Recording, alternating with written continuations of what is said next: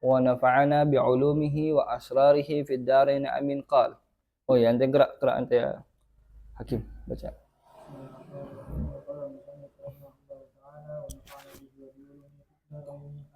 Amin. ولا ينبغي أن يستجل بنفل مطلق في وقت نفل ورد في السنة المطهرة من فعل رسول الله صلى الله عليه وسلم أو قوله حتى يأتي على العدد إلا الأكمل العدد الأكمل منه فمن ذلك الركعات ومن ذلك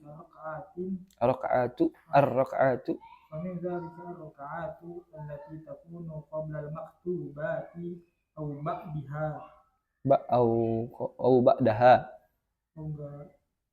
أو apa wawu tuh au ba'daha maktub, kalaupun maktub ke qobla dia qabla al-maktubati au ba'daha wa syuhratuha tugni an dzikriha wa min dzalika salatul witri wa hiya salatun thabitatun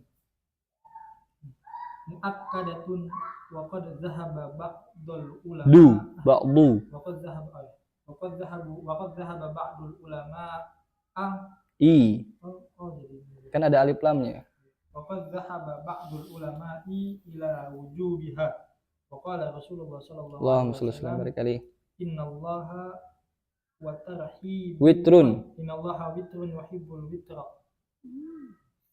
fa autiru ya ahlal Qur'an ya ahlal Qur'ani wa qala alaihi salatu wassalam Allahumma shalli wa sallim al witru haqqun wa man lam yutir falaysa minna wa aktsaruha ihda asyratan raq'atan aqallu ma yanbaghi an yaktasira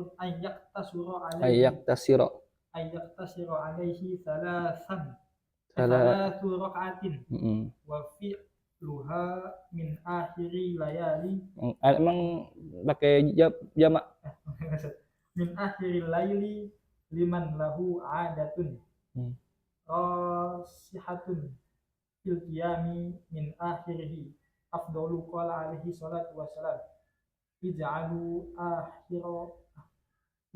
akhira salatikum bil laili witran aywa wa man lam takun lahu 'adatun fil qiyami fa fi'luha ba'da salatil isya'i awla lahu ahsan hasbu awla. Bismillahirrahmanirrahim. Mari kita tambah lagi gerakan kita untuk menuju kepada Allah Ta'ala dengan apa yang diirsyadkan oleh Al-Imam Al-Habib Abdullah bin Alwi Al-Haddad berupa nafilah atau sholat sunnah. Disebut nafilah karena naflun artinya, atau nafilah itu artinya tambahan. Jadi tambahan setelah yang wajib. Kalau yang wajib mas semua juga mesti melakukannya. Tapi yang ingin semakin dekat dengan Allah Ta'ala, maka butuh juga untuk ditambah dengan sholat nafilah lainnya. Yang mana dengan begitu berarti kita memperbanyak hubungan kita dengan Allah Ta'ala. Faqala al-musannifu rahimahullah ta'ala wa nafa'ana bi'ulumihi wa asrarihi fid darain amin qala wala yanbaghi an tashtagila binaflil mutlaqin, dan tidak sepantasnya untuk engkau menyibukkan diri dalam melakukan sholat sunnah mutlak, nafal mutlak. Jadi ada sholat sunnah yang paling rendah derajatnya, yaitu keabdolannya maksudnya, yaitu sholat sunnah nafal mutlak. Sholat sunnah mutlak atau sholat nafal mutlak. Apa itu ya? Mutlak aja. Ente pengen sholat aja, asal bukan di waktu-waktu yang haram untuk melakukan sholat sunnah yang sedemikian, maka boleh-boleh aja. Niatnya simple, sholat sunnah mutlak, usolli, udah. Pas Allahu Akbar, dalam hati ente usolli, saya niat sholat, cukup. Makanya disebut mutlak. Kenapa ya? Karena nggak dikoitin dengan apa-apa, nggak dikaitkan dengan apa-apa. Baik, nggak sepantasnya untuk sholat sunnah terus-terusan sholat sunnahnya nafal mutlak mulu. Padahal fi wakti naflin warada fi sunnatil mutahharati. Padahal waktunya itu, jadi jangan kau sibukkan untuk sholat sunnah mutlak di waktu yang ada di dalam hadis, warid di dalam hadis daripada perbuatan Rasulullah SAW atau ucapan Rasulullah SAW, sholat khusus untuk waktu tersebut. Jadi fi wakti naflin, di waktu sholat sunnah yang memang ada dalam hadis yang diambilnya dari perbuatan atau qaulnya Rasulullah SAW. Jangan kau sibukkan diri dengan nafal mutlak dulu. Jadi kalau waktu duha, jangan sholat sunnah mutlak, jangan usolli doang, tapi usolli sunnat duha. Gitu juga waktu-waktu lainnya. Hatta sampai kiranya ta'tiya alal adadil akmali minhu, engkau mendatangkan adat bilangan yang paling sempurna alias paling banyak daripada sholat sunnah tersebut. Misalkan duha kan katanya afdolnya 8, padahal akmalnya 12 gitu. Jadi datangkan dulu 12-12-nya atau paling minimal 8 kalau kau menganggap ya hadis yang 12 itu dhaif gitu. Baru kau sepantas untuk nafal mutlak. Berarti kan walaupun ya itu mah sholat aja, gak usah hitung-hitungan mentang-mentang fadilahnya lebih banyak. Oh enggak, tetap seperti Imam Haddad pun menganjurkan untuk mengambil yang fadilahnya lebih besar, lebih banyak. Karena mesti ada hikmahnya di situ. Gitu. Bukan kita berbisnis gitu ya, cari untung yang paling banyak ya, boro-boro gitu ya. Na'tiya bil adadil akmal lagi sulit. Kita duha 12, tar witir 11 lagi. Ada kita sehari begitu, belum tentu kan ya. Iya, boro-boro nginget nafal mutlak ya. Rawatib aja telang tepun. Kalau kata orang Betawi Tengah, telang tepun katanya. Kadang iya, kadang kagak.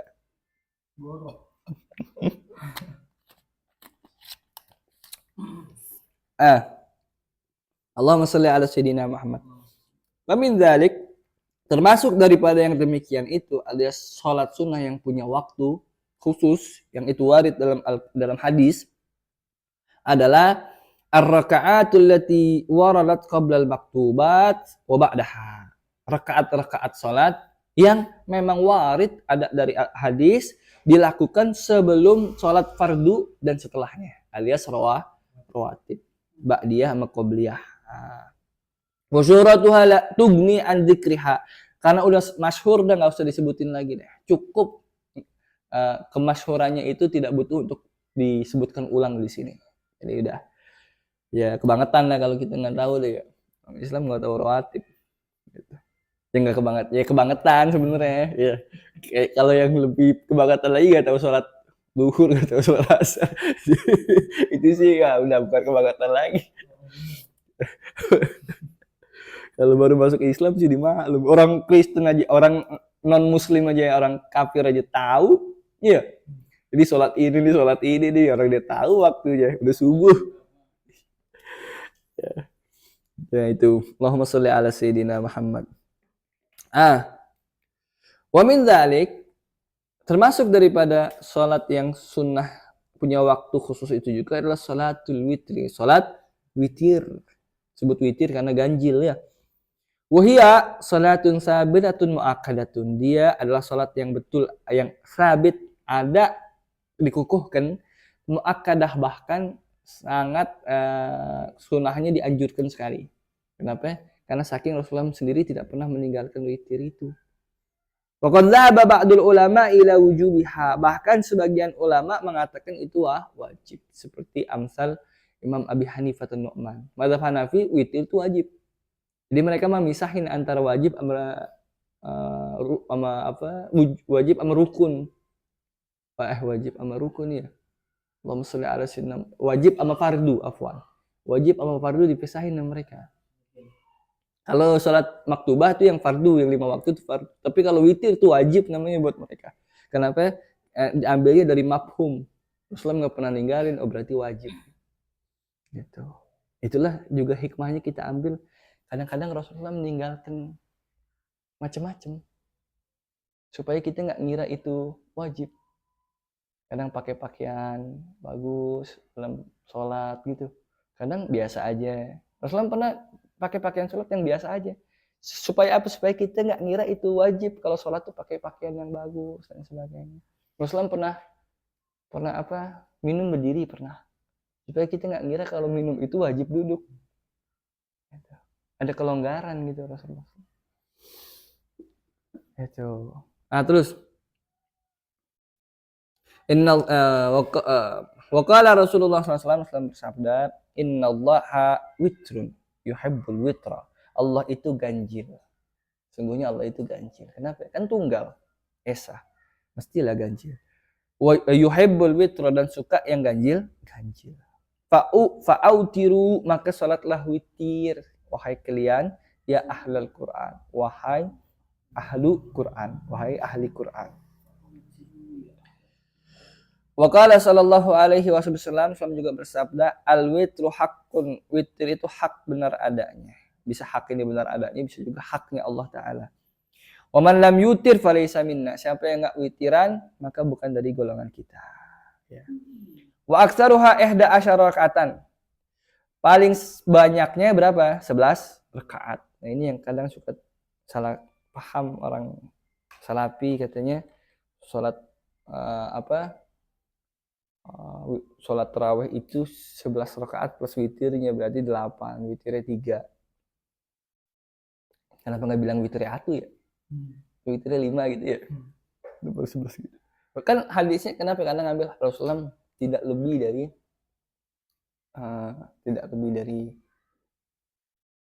11 apa tidak lebih dari biasanya ya, ada redaksinya lupa. Poinnya mereka mengira ya udah berarti 11 nggak lebih di malam tarawih lah. Kok bisa-bisanya atyabu min rihil mursalah lebih bagus daripada sebelum-sebelumnya min rihil mursalah. Kok sebelumnya witirnya 11 plus sholat-sholat lain, tapi giliran tarawih kok cuma 11 doang, nggak ditambah-tambahin. Ya kan seharusnya lebih baik tuh lebih banyak ya kan. Itu. Wa aqallu ma yanbaghi an yaktasira alaihi salasu rakaat, dan paling sedikit yang dianggap pantas gitu, yang dianggap cukup adalah dia meringkas tidak 11, meringkas menjadi 3 saja. Paling enggak 3 dah tuh. Jadi habis sholat Isya kita rawatib dulu, habis ba'diyah kita witiran 3 rakaat dah. Mau 1 kali salam silahkan, mau 2 kali salam juga boleh. Allahumma sholli ala sayyidina Muhammad. Wa fi'luha min akhiril laili liman lahu adah rasikha fil qiyami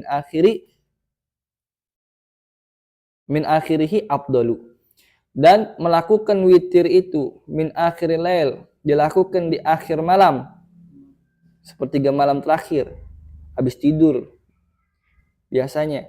Liman lahu adah rasikha, bagi orang yang memang punya kebiasaan yang sudah mengakar, alias dia udah biasa al-qiyam fil qiyam, sudah biasa qiyamul lail, bangun malam, maka seyogianya witirnya itu ditaruhnya kapan? Tengah malam. Jadi bukan habis rawatib tadi seperti yang kita lakukan kalau punya kebiasaan qiyamul lail. Nah, itu lebih afdal. Kalau Rasulullah SAW bersabda apa? Ij'alu akhir salatikum bil laili witran. Jadikanlah akhir salatmu dalam malam itu adalah witir. Wa man lam takun lahu adah fil qiyami, barang siapa yang tidak punya kebiasaan untuk qiyamul lail, ya Allah, fa fi'luha ba'da salatil isya'i aula lahu, maka untuk melakukannya witir itu setelah sholat isya, habis rawatib itu kita witir, itu lebih utama. Jadi rahimallahu imrun arafa qadra nafsahu. Allah paling sukanya, paling sayangnya itu sama orang yang tahu kadar dirinya. Yang kalau emang jarang-jarang bangun tahajudnya, jangan paksain witir. Kita yang ada malah enggak juga. Anjir habis sisa. Hah? Anjir habis sisa gitu ya. Iya, kalau emang nggak biasa bangun malam ya udah panjar dulu boleh. Kita lakuin nih 3. Oh, tapi kita mengikuti hadis Rasulullah tadi tuh. Jadi kalau witir itu sholat paling terakhir, akhir lail itu. Maka boleh kita sambung lagi. Jadi kita genapin dulu, tambahin atu, baru kita witirin lagi.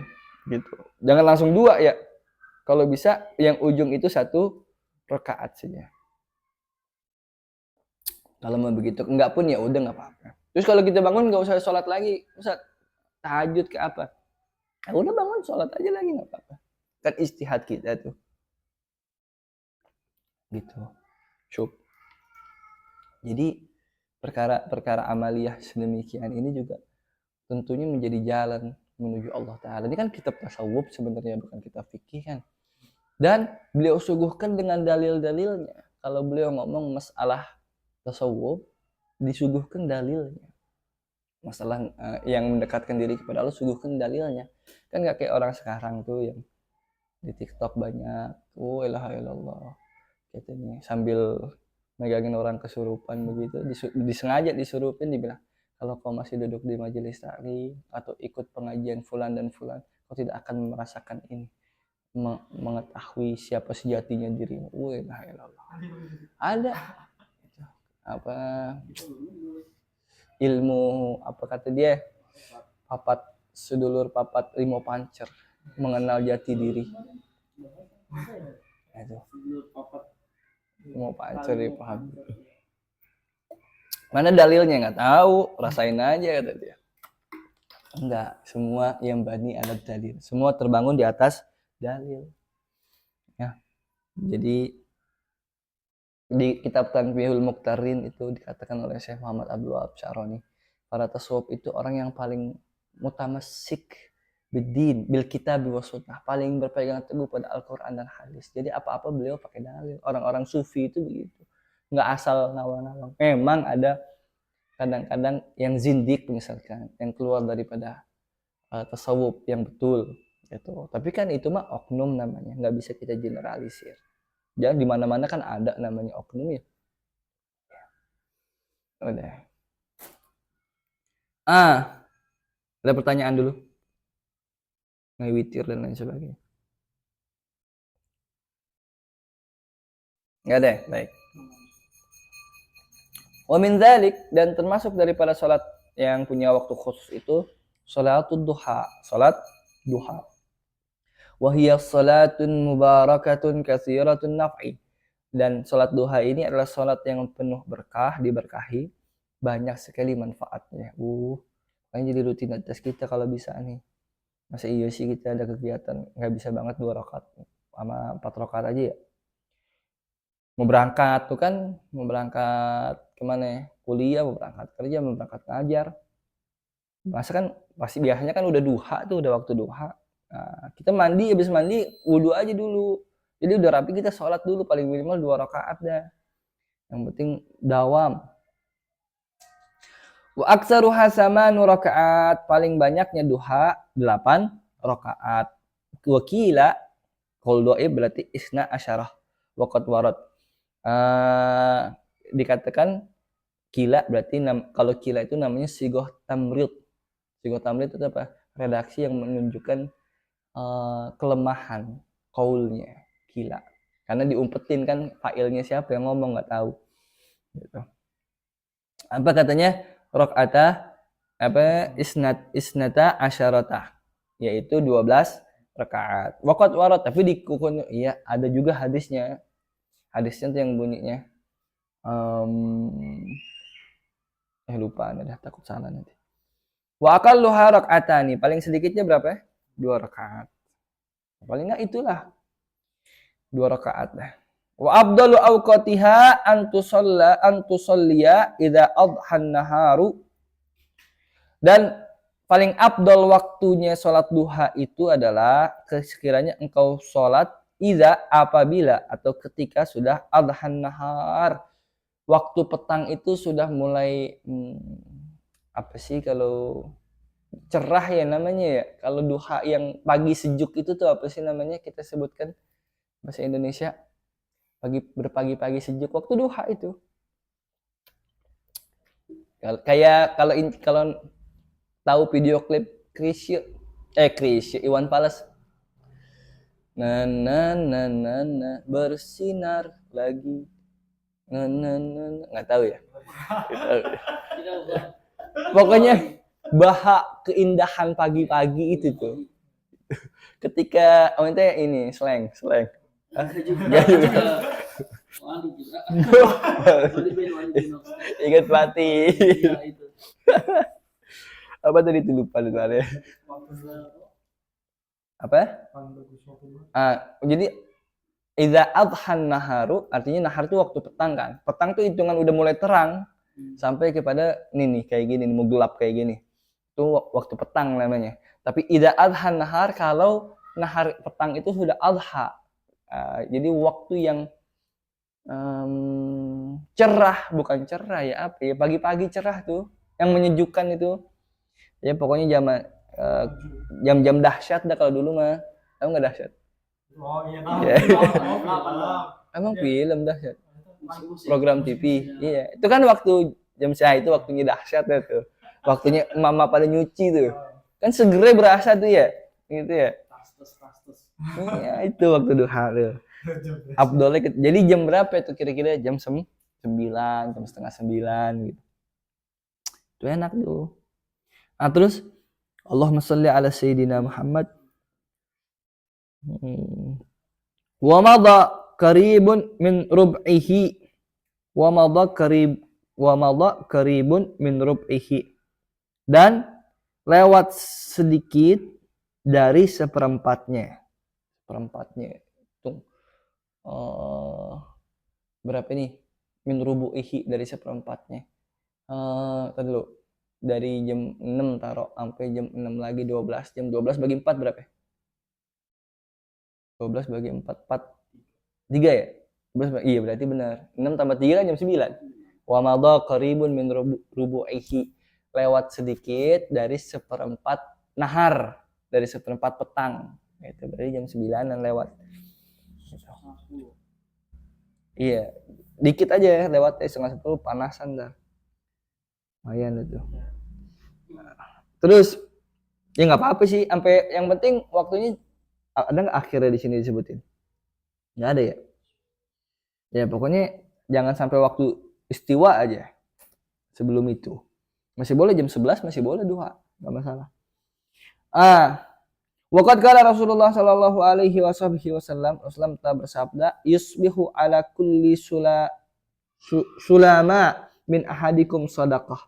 Wa kullu tasbihatin sadaqah, wa kullu tamhidatin sadaqah, wa kullu tahlilatin sadaqah, wa kullu takbiratin sadaqah, wa amrun bil ma'rufi sadaqah, wa nahyun 'anil munkari sadaqah, wa yujzihi min dzalika kulli rak'atani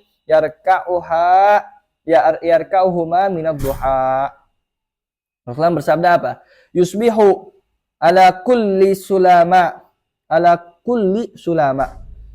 min ahadikum sadaqah. Menjadi setiap apa sih, engsel tulang. Sulama itu engsel tulang. Ini engsel tulang itu.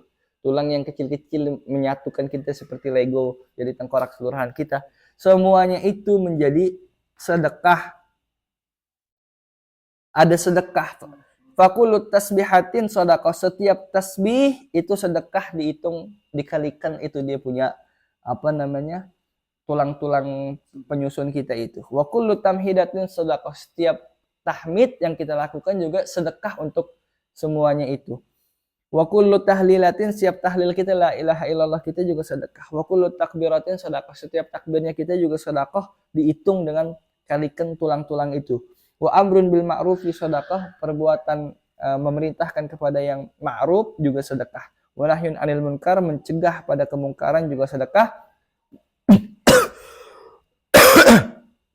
Wa yujzihi min dzalika kullih, dan cukup seimbang, sepadan untuk ditimbang, dipadankan dengan semuanya itu, rak'atani yarka'uhuma min ad-duha, dengan hanya 2 rakaat kau lakukan di waktu duha. Jadi kalau mau ringkas, daripada tasbih banyak-banyak, tamhid banyak-banyak, tahlil banyak-banyak, udah salat duha 2 rakaat. Makanya disebut pertama mubarakah kasiratun naf'i, berkah banyak manfaatnya. Falau lam yarid fi fadli hadhihi shalah illa hadzal hadis as-sahih la kafa.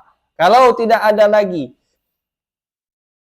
yang warid dalam masalah fadilah salat duha ini kecuali hadis yang disebutkan ini yang derajatnya sahih la kafa, maka sudah cukup lah. Alias kalau nggak ada hadis lain selain hadis ini udah cukup nih jadi jadi penunjuk betapa berkahnya itu salat duha. Ada pertanyaan dulu?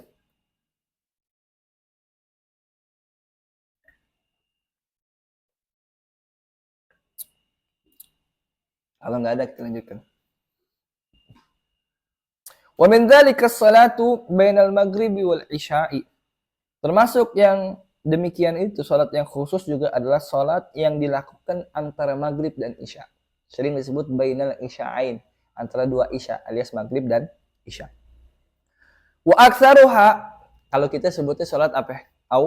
Awabin, salat awabin. Wa aktsaruha 20 rakaatan, paling banyaknya salat sunah awabin itu 20 rakaat. Wa awsatuha, yang middle-nya, tengah-tengah, itu 6 rakaat. Berapa ya? 6 rakaat. Qala Rasulullah sallallahu alaihi wasallam, "Wa man shalla bainal isya'aini 20 raka'atan, banallahu baitan fil jannah." Kalau Rasul bersabda, siapa orang salat di antara 2 isya itu 20 rakaat, maka Allah bangunkan bagi dia rumah atau istana di surganya Allah Subhanahu wa taala. Ya. Ini diriwayatkan oleh Imam Turmudi dan Ibnu Majah. Paling enggak biasanya diriwayatkan Imam Turmudi dan Ibnu Majah itu derajat hadisnya hasan. Wal hasan, derajat hadis hasan itu termasuk daripada yang makbul, bisa dijadikan hujjah. Tapi itu ada isu nasa 20 rakaat. Kadza fi ba'di nusakhil matbu'ah 20 rakaatan. Di sebagian nuskah disebutnya 20 rakaatan. Ya, maknanya sama dia juga. Terus ini rakaatan 2 rakaat. Di mana? Nah, man shalla bainal isya'aini rakaatain. Ini disebut begitu? Iya, kali kita. Oh iya, di sini wa fi ba'diha rakaataini. Iya, ada 2 rakaat doang. Oh ya. Jadi ya apa namanya, berarti ada yang mencukupkan dengan 2 rakaat itu banallahu baitan fil jannah, ada yang kudu 20 dulu. Ya mungkin tergantung tipe berapa kali ya rumahnya. Ya enggak? Aku setuju pesanannya tipe 20 rakaat, tipe 8 rakaat. KPN. Terus 10. Aduh. Itu lagi deh tuh. Ya intinya sholat awabinnya ada yang penting kita lakukan. Jadi mungkin itu keringanan juga. Berarti kita paham paling sedikitnya berarti 2 rakaat. 2 rakaat. Usolli sunnatal awabin. Kelas. Awab tuh apa sih? Awab tuh aslinya tawab. Orang yang taubat. Awab. Orang yang taubat. Jadi, tapi bukan sholat sunnah taubat. Tapi sholat sunnah buat sholatul awabin, sholatnya orang-orang yang kembali. Jadi dinisbat idofahkannya kepada orang-orangnya, bukan untuk taubatnya, tapi ini sholatnya orang-orang yang kembali kepada Allah. Maksudnya sholatnya orang-orang soleh lah, gitu. Kan orang-orang soleh kan orang-orang yang bertaubat kan, orang semuanya punya dosa. Berarti emang niatnya pun harus awabin. Awabin. Bukan kayak misalnya kita sholat niat sholat hajat di waktu itu mana sholat sunnah awabin juga. Apakah itu ini lalu menurut redaksi hadisnya memang demikian, berarti dia sama halnya dengan sholat tahajud. Redaksi hadisnya man shalla bainal isya'aini 20 rakaatan banallahu lahu baitan fil jannah. Tapi masalah adatnya itu, karena ada adat yang khusus kan, jarang-jarang kan sampai 20 rakaat sholat-sholat lain kan. Masa kita repel semuanya itu sholat sunnah nafal mutlak lain sebagainya. Maka ada yang mengatakan itu memang khusus punya mustalah yaitu sholat awabin itu bukan min haisul waqt doang gitu. Jadi niatnya mau awabin. Iya. Nah barangkali itu sirnya ada 2 riwayat. sebagian mengatakan rakaatain. Kalau rakaatain kan jelas. Sholat apa aja juga umumnya 2 rakaat, cuman witir doang yang ganjil kan. Yang lain-lain emang 2 rakaat. Berarti kalau begitu min haisul waqt, sholat apapun dilakukan di situ di antara maghrib dan isya, berarti disebutnya awabin juga, dapat pahala demikian juga. Gitu. Coba nanti kita lihat tarjihnya mana yang lebih kuat antara kedua itu. Kemudian saya ingat jadikan PR. Mana yang lebih siapa? Bapak anak kali ya? Iya. Iya. Coba di Bismillahirrahmanirrahim. Qala sallallahu alaihi wasallam, man shalla ba'dal maghribi 6 raka'atin la yatakallamu fima bainahunna bisu'in udilna lahu ibadatas natai asyrata sanah. Wallah. Masyaallah. Man shalla, siapa orang, Rasulullah bersabda, man shalla, siapa orang salat ba'dal maghribi, setelah maghrib, 6 rakaat, 6 rakaat, makanya disebut awsatuha. 6 rakaat tadi kan, 6 rakaat paling moderatnya, tengah-tengahnya. La yatakallamu fima bainahunna, yang mana antara dua salat itu dia tidak berbicara bisu, dengan pembicaraan yang buruk, termasuk yang buruk yang malayakni ya, yang tidak ada kepentingannya. Udilna lahu ibadatas natai asyarata sanah, maka diganti atau ditakdil, dipadankan, ditukar bagi orang melakukannya itu ibarat ibadah 12 tahun. Jadi siapa yang melakukan 6 rakaat, antara keduanya bagaikan ibadah 12 tahun. Nanti nggak usah bingung, Ustaz, gimana sih?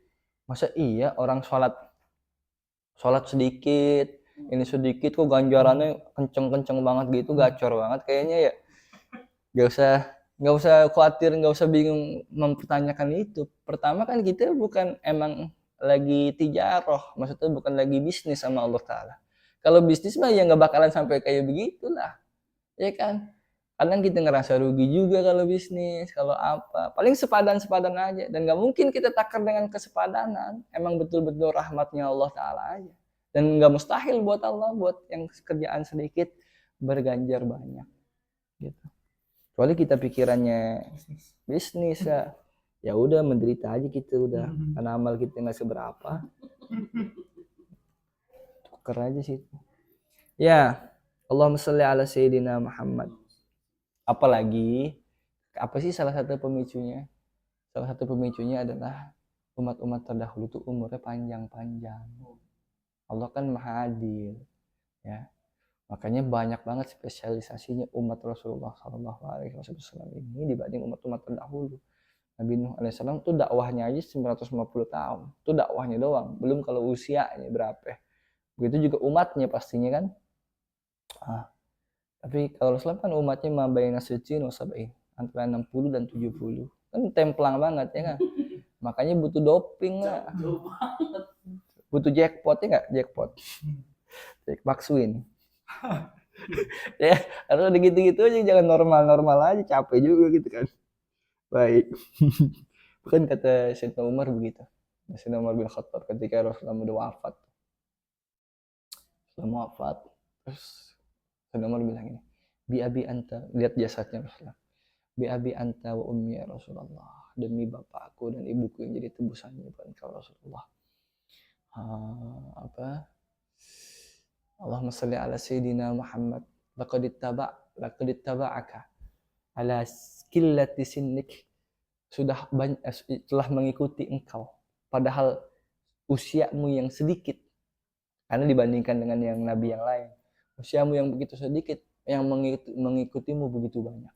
Sedangkan Nuh alaihi salam usianya banyak, tidak mengikuti Nabi Nuh kecuali sedikit. Bahkan dikatakan satu riwayat yang ngikutin cuma 80 orang doang. Nabi Nuh alaihi salam. Padahal dakwahnya 950 tahun. Makanya pantas di ujung dakwahnya itu capek juga Nabi Nuh alaihi salam kan. Pegel juga. Nah, promosi sana sini, bakal ketemu sana sini. Akhirnya apa?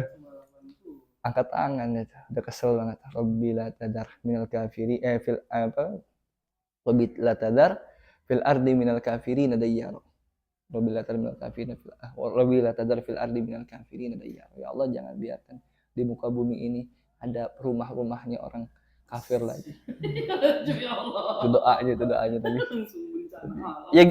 Ya kita juga coba 950 tahun siapa yang kuat. Ganjarannya Nabi dan Rasul kan itu. Beliau kan ganjarannya jadi Nabi dan Rasul. Ya iya. Itu makanya itu spesialnya Nabi kita Muhammad sallallahu alaihi wasallam. Doanya nggak dipakai. Itu doa mustajab yang dipakai itu pamungkas Nabi Nuh alaihi salam. Barangkali Nabi Nuh juga ngelihat dari ini udah 950 tahun soalnya deh. Kalau dibiarin yang nggak ada malah makin ini ke depannya nih, malah nggak menurunkan kecuali orang-orang kafir lagi. Pikirannya Nabi Nuh mungkin begitu. Kalau Nabi Muhammad kan pikirannya beda. Siapa tahu di sulbinya ada orang-orang Islam tuh yang belum keluar, ya kan? Kalau dimatiin, ya udah nggak keluar nih orang Islam yang di sini. Gitu. Nih di sini ente kan masih ada nih, ya nggak tahu ya apa kita ketemu Dajjal besok apa enggak. Kalau nggak nyampe kan masih ada berarti di sini. Kalau kita berketurunan kelak. Ini ada orang Islam, mudah-mudahan orang Islam semua di sini, orang-orang soleh, mudah-mudahan. Amin. Makanya Rabbi habli minas sholihin tuh di sini, ya Allah jadiin soleh nih, jadiin soleh nih. Gitu. Ini nggak dibuang-buang mulu ya, ngapain buang-buang mulu juga jadi orang soleh lah. Astagfirullahaladzim, ya Allah, anak muda. Mereka nggak sanggup. Gitu. Baru-baru jadi Islam saya kata. Kalau bisa ngomong tuh baru-baru jadi orang Islam saya jadi aja kagak. Unang udah dibuang-buang. Bismillahirrahmanirrahim. Nah, kalau yang kayak gitu pantas tuh didoain tuh ya. Ya Allah, biar itu ya. Percuma kan dibuang-buang juga banyak gak keluar. Ustaz enak banget ngomong, gue udah nikah, enak ngomongnya. Aduh. Ya udah lanjut deh. Allahumma sholli ala. Pertanyaan dulu. Paling aneh nanya kalau di luar konteks gimana sih? Tafadhol. Ya tadi Nabi Nuh kan doa jangan itu di wilayah tersebut aja atau di seluruh belahan dunia tuh doa Nabi Nuh pada saat itu. Iya ya. Nah itu pertanyaan juga tuh. Padahal kita paham dalam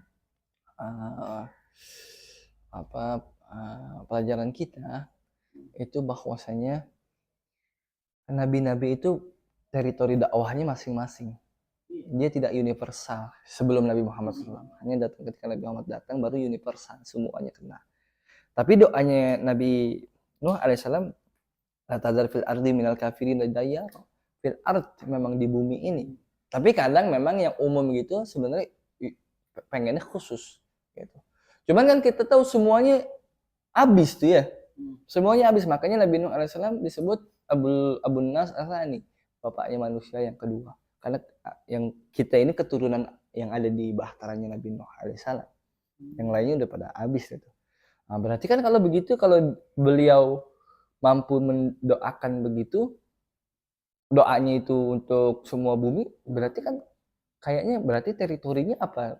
Mungkin kayaknya kalau seluruhnya, karena kita yang tahu Muqarrar tuh terbatas saja. Atau mungkin gara-gara ya segelintir orang semuanya ikut efeknya, kena imbasnya. Nah, itu jadi mahal diskusi juga tuh. Jadi poin diskusi yang menarik juga. Iya, kalau doanya kayak gitu kan berarti apa emang zaman Nabi Nuh manusia sejarang-jarang itu maksudnya? Iya, bisa jadi. Sampai kayak kita ada. Bisa jadi. Banyak sekarang. Bisa jadi itu benar. Iya, Nabi Nuh alaihissalam. Kan nggak jauh jaraknya Nabi Nuh alaihissalam sama Nabi Idris lah paling nggak. Nabi Idris kan juga nggak jauh sama Nabi Sis, yang mana Nabi Sis itu kan cucu apa anaknya ya Nabi Adam alaihissalam. Cucu kalau nggak salah ya. Apa anak gitu, tapi udah Nabi Adam udah begitu tua baru anak Nabi Sis. Coba nanti Anda cari ya. Udah sekarang kan gitu. Kita arahnya kemana, kita belum tahu, dia udah nembaknya begitu. Sama begitu kan. Kemarin Anda juga bahas tentang Nabi Sulaiman alaihissalam. Ya. Kalau yang lain-lain kan kadang ceritanya lebih banyak tuh ya tentang bagaimana kepribadiannya. Tapi kalau Nabi Sulaiman kan cerita Ratu Balkis itu yang datang terus singgah sana, ifrit yang gituin dan sebagainya. Tapi kepribadiannya digambarkan dari doa-doanya aja tuh kan nggak banyak. Aneh kemana bercoba untuk mikirin tuh ya, kenapa ya? Apa jangan-jangan supaya kita nggak nyontek kali ya? Supaya kita nggak jadi raja seperti orang setelahnya, nggak jadi raja seperti Nabi Sulaiman. Karena memang doanya Nabi Sulaiman begitu, supaya kerajaannya tuh tidak di apa? Diberikan kerajaan yang tidak dimiliki oleh orang setelah. Nah, makanya Nabi Muhammad SAW ketika mau ngikat ifrit yang godain sholat kan, ingat adab sama doanya Nabi Sulaiman tuh. Kalau nggak saya ingat itu mah, saya udah ikat itu ifrit yang kekuasaannya kepada jin. Tapi kan nggak banyak. Kita tahunya dari Al-Quran doang kan yang sedangkan nabi-nabi lain kan kita tahu lebih banyak daripada Nabi Sulaiman sebenarnya. Hanya cerita khusus tentang Nabi Balkis sama Balkis aja tuh, Ratu Balkis aja. Begitu. So itu gara-gara apa? Pertanyaan gini, Nabi Sulaiman ujiannya apa ya? Gitu. Tapi temu jawabannya hadza min fadli rabbi itu. Liyabluwani ashkur am akbar. Kekayaannya itu yang jadi ujian. Makanya jadi kaya kan itu tuh timbul dari apa? Jadi ada orang ngerasa enak-enak aja kalau punya duit gitu. Kayaknya nggak ada ujiannya banget orang hidup. Kok bisa Nabi nggak ada ujiannya? Kan nggak mungkin. Kita pikir Nabi Sulaiman raja tinggal nyuruh-nyuruh doang. Nyuruh-nyuruhnya juga nggak ada lawan pisan. Kalau makhluk tuh zaman itu nggak ada lawan pisan. Mau disantet juga nggak bisa, orang jinnya dipegang dia. Mau kemana? Nggak di atas angin pisan gitu. Makanya kan dikasih angin, emang bener-bener di atas angin. Kalau yang dikasih angin awan kinton tuh kan. Nabi Sulaiman alaihissalam. Tapi nggak naik buruk gara-gara udah dikasih angin. Nabi lain kan naik buruk. Kita pikir apa ujiannya begitu ya? Apaan aja jadi? Apaan aja mau jangan suruh. Oh ternyata itu ujiannya itu sendiri. Ainul imtihannya itu sendiri. Coba lihat orang tadinya miskin atau kaya, berapa banyak yang tergelincir ketika udah kaya. Artis-artis baru, sandung, narkoba apa segala macam. Oh itu ujian ternyata. Kita aja lagi begini aja kita mikir gak ada ujian ya.